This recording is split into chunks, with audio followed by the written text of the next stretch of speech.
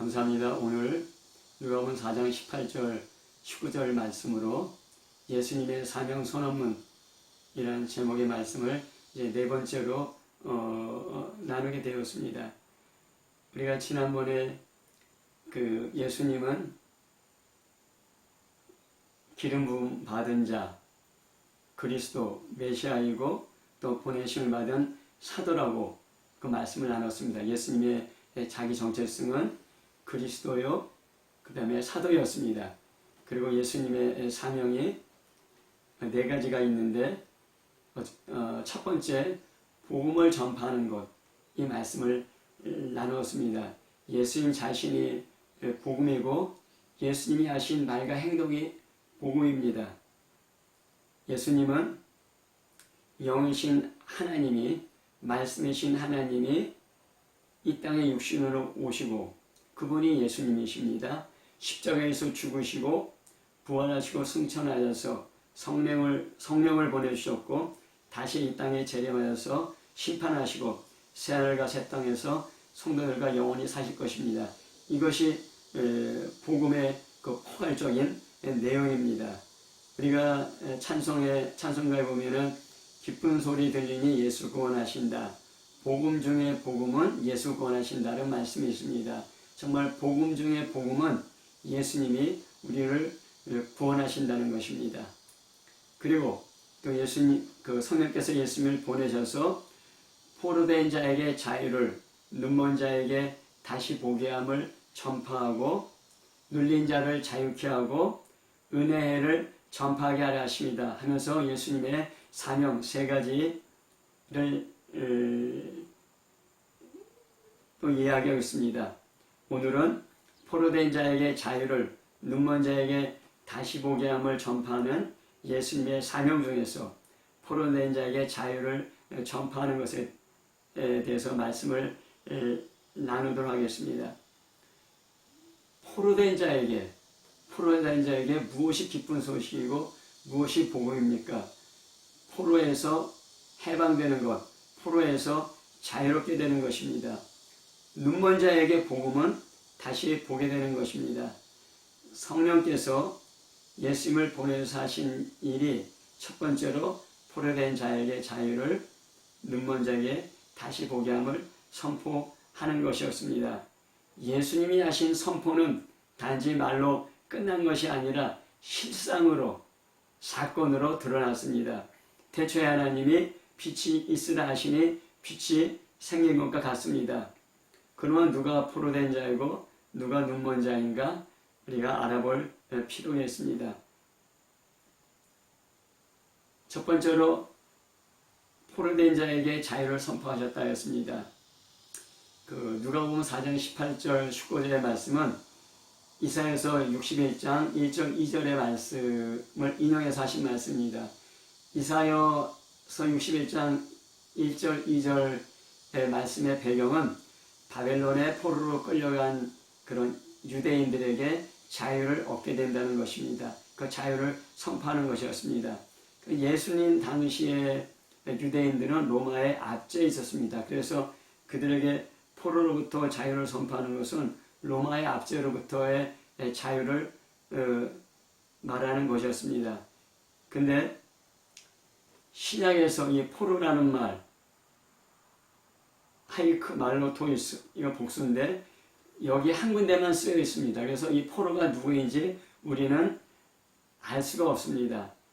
그래서 누가 누구에게 포로되었는지를 알려면은 포로된 자에게 자유를 이라는 말씀에 이 자유를 살펴볼 필요가 있습니다. 이 자유는 아페시스라는 헬라어인데 이는 채무, 형벌, 죄척으로부터의 면제나 취소를 그리고 죄의 용서를 말합니다.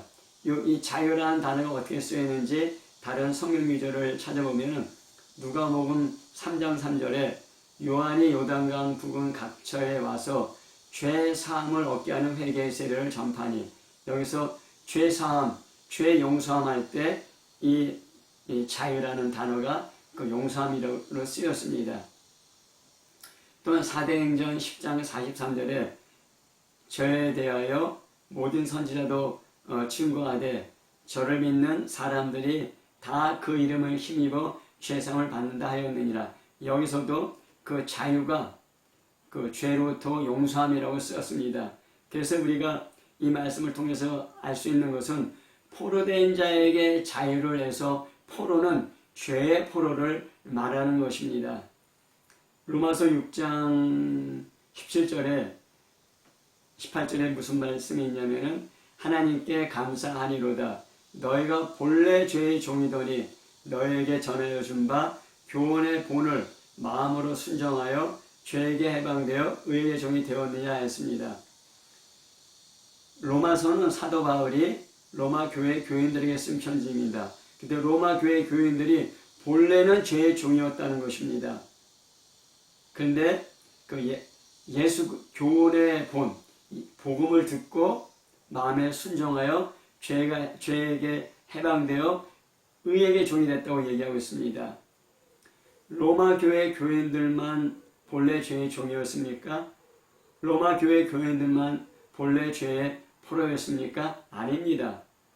모든 세상 사람들이 죄의 종, 죄의 포로입니다.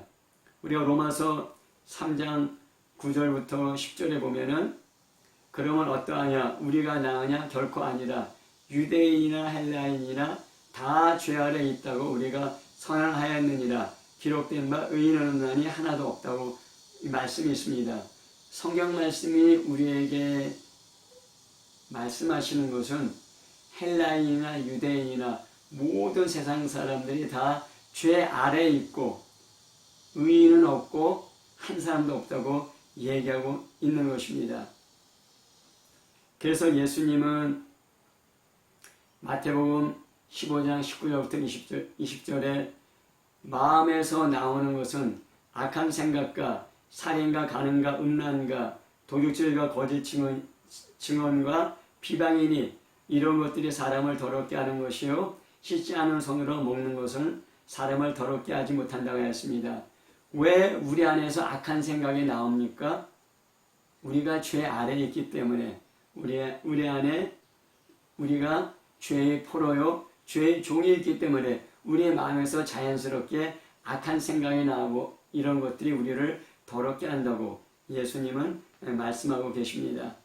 그러나 사람들은 자신이 죄의 포로, 죄의 종인 것을 모릅니다.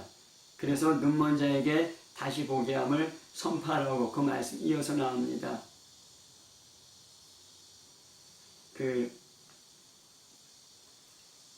요한복음 8장 31절 34절에 무슨 말씀이 있냐면 그러므로 예수께서 자기를 믿은 유대인들에게 이르시되 너희가 내 말에 거하면 참 내 제자가 되고 진리를 알지니 진리가 너희를 자유케 하리라. 저희가 대답하되 우리가 아브라함의 자손이라 남의 종이 된 적이 없거늘 어찌하여 우리가 자유케 되리라 하느냐.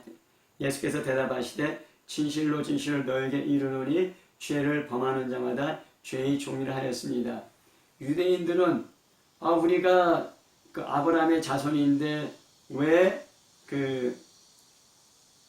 그리고 남의 종이 된 적이 없는데 어떻게 자유케 되리라. 진리를 알지니 진리가 너를 자유케 하리라. 어떻게 그런 말 하느냐 예수님께 반문하였습니다. 그때 예수님이 하신 말씀이 죄를 짓는 사람은 죄의 종이라고 이렇게 얘기하고 있습니다. 자신이 알던 모르던 세상 사람이 죄에서 자유롭지 못합니다. 성령은 모든 사람이 죄인이라고 말씀하십니다. 죄를 짓기 때문에 죄인이 아니고 죄인이기 때문에 죄를 짓게 된다고 말하고 있습니다. 인류의 조상 아담의 범죄함으로 사람은 죄의 성향을 갖고 태어납니다. 마치 자식이 부모 닮는 것과 같습니다. 그래서 죄의 종으로 살면서 죄의 포로로 살면서 죄를 짓게 됩니다. 세상 문화로 죄를 가리려고 하지만은 자신의 죄를 가릴 수 있을까요? 교양 있고 고상한 말과 행동으로 자신의 권력이나 재산으로 자신의 지위, 자신의 지식으로 자기 마음속의 죄를 가릴 수 있을까요? 그렇지 않습니다. 그리고 이런 것들을 갖고 있는 사람은 자신이 죄가 없다고 착각하지만 세상 모든 사람들이 죄의 빚, 죄의 형벌, 죄의 제처로부터 절대 벗어날 수 없는 포로입니다. 누가 이 죄의 문제를 해결할 수 있습니까?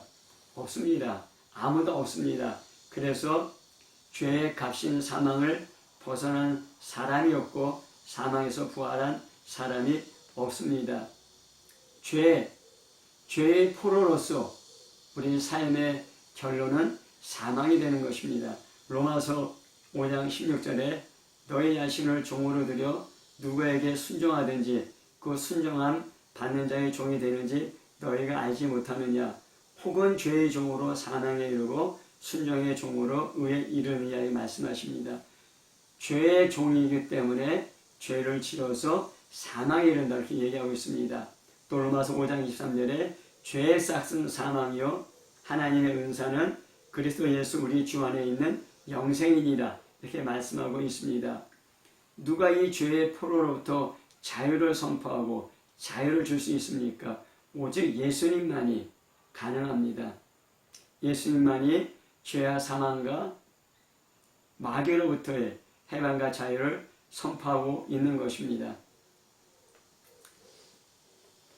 어떻게 죄의 포로로부터 자유를 얻게 될 수 있습니까? 예수님이 이 땅에 오셔서 십자가에서 물과 피를 흘림으로 죄값을 지불하고 우리를 자유롭게 하신 것입니다. 마태복음 1장 21절에 아들을 낳으리니 이름을 예수라 하라. 이는 그가 자기 백성을 그들의 죄에서 구원할지 아심이라. 영이신 하나님, 말씀이신 하나님이 성령으로 마리아에게 잉태되어 이 땅에 육체로 오시는데 그분의 이름이 예수님이고 그분은 자기 백성을 그 죄에서 구원하시기 위해서 이 땅에 오셨다고 분명히 예수님이 이 땅에 오신 목적이 선포되었습니다. 또 에베소서 1장 7절에 우리가 그리스도 안에서 그 은혜의 풍성함을 따라 그의 피로 말미암아 구속 곧 죄사함을 받았으니 했습니다.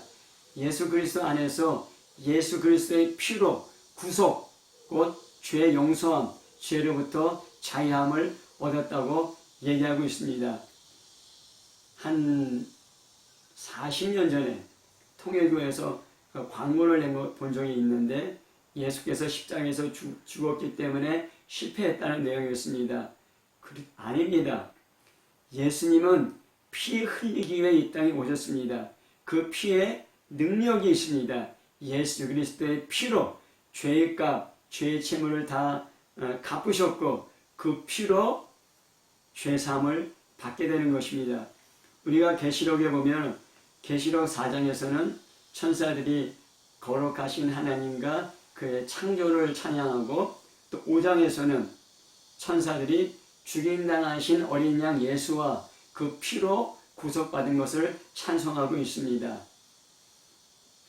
예수 그리스도께서 이 땅에 오셔서 십자가에서 죽으시고 피를 흘리는 것은 그게 하나님의 뜻이었고 그 피로 우리를 죄에서 구속함, 죄에서 자유함을 얻게 하신 것입니다.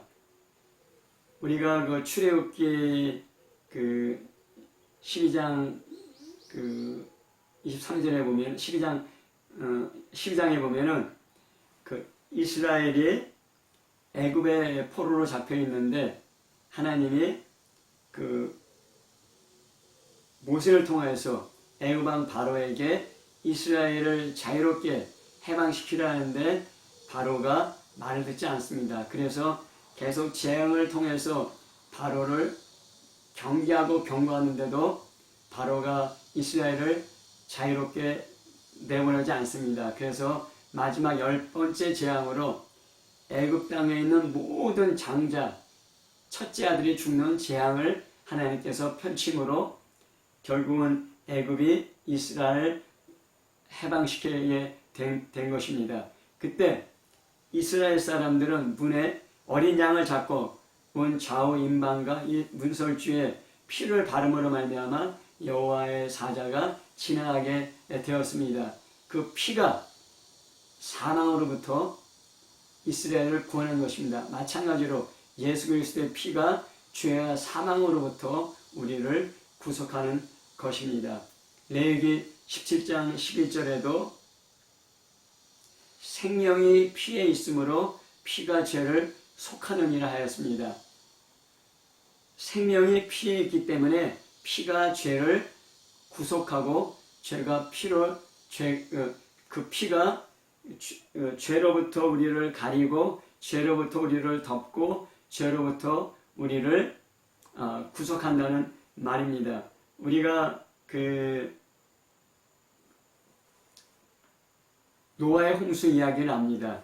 노아의 홍수 시대에 노아는 방주를 지어서 그 홍수로부터 구원받았고 홍수로부터 구속받았습니다. 근데 노아의 방주 창세기 6장 14절에 보면은 너는 코페로 나무로 너를 위하여 방주를 만들되 그 위에 칸들을 막고 역청을 그 안팎에 칠하라 했습니다. 레위기 17장 11절에 생명이 피에 있으므로 피가 죄를 속하느니라 할 때 속한다는 말이 코페르라는 히브리어고 이것이 덮는다 그리고 간이다 구속하다 그런 뜻이 있습니다. 그런데 노아의 방주가 어떤 나무로 만들어졌냐면은 코페르 나무 똑같은 코페르 나무로 만들어졌고 또 역청을 그 안팎에 칠하라 할 때 칠한다는 히브리어로 역시 코페르라는 단어로 되어 있습니다. 그래서 구원의 방주, 노아의 방주, 구원의 방주는 코페르라는 나무로 되어 있고 또 역청을 칠함으로 또 코페르라는 뜻으로 되어 있기 때문에 우리가 구원받는 것은 그 피로 예수의 피로 우리가 구원받는 것을 다시 한번 확인할 수 있습니다. 베드로전서 1장 18절 19절에 너희가 알거니와 너희 조상이 물려준 헛된 행실에서 대속함을 받은 것은 은이나 금같이 없어질 것으로 된 것이 아니요 오직 흠없고 점없는 어린 양 같은 그리스도의 부의 피로 된 것이라 하였습니다. 아담으로부터 우리에게 물려준 그 헛된 행실 그래서 우리가 대속받고 구속받고 자유해방을 얻는 것은 은이나 금같이 없어질 것으로 된 것이 아니라 흠없고 전없는 어린 양 같은 그리스도의 보배로운 피로 된 것이라 그렇게 얘기하고 있는 것입니다. 우리가 한번 생각해 볼 것은 이스라엘 사람들이 애굽에서 해방되어 자유를 얻었습니다. 하지만은 이스라엘 사람들은 광야 생활을 40년 동안 했는데 왜 그러냐면은 애굽으로부터 해방되었지만은 그들 안에 애굽에서 살던 노예의 본성, 노예의 근성 습관이 남아 있었기 때문에 계속적으로 자유하지만은 자유롭지 못한 노예의 모습을 보여주게 돼서 40년 동안 광야 생활을 하게 된 것입니다. 우리가 예수 그리스도의 피로 구속받았습니다. 예수 그리스도의 피로 죄에서 자유로워졌습니다. 하지만은 아직도 우리 안에 죄의 습관, 죄의 본성이 남아 있습니다. 그렇기 때문에 예수님은 우리 죄를 용서하시기 위해서 십자가에서 피를 흘렸을 뿐만 아니라 부활 승천하시고 성령을 보내셨습니다. 우리가 이 성령의 도우심으로 죄의 습관을 이길 수 있게 되는 것입니다. 그래서 로마서 8장 1절부터 2절에 그러므로 이제 그리스도 예수 안에 있는 자에게는 결코 정죄함이 없나니 이는 그리스도 예수 안에 있는 생명의 성령의 법이 죄와 사망의 법에서 너를 해방하였습니다. 그런 말씀이 있습니다.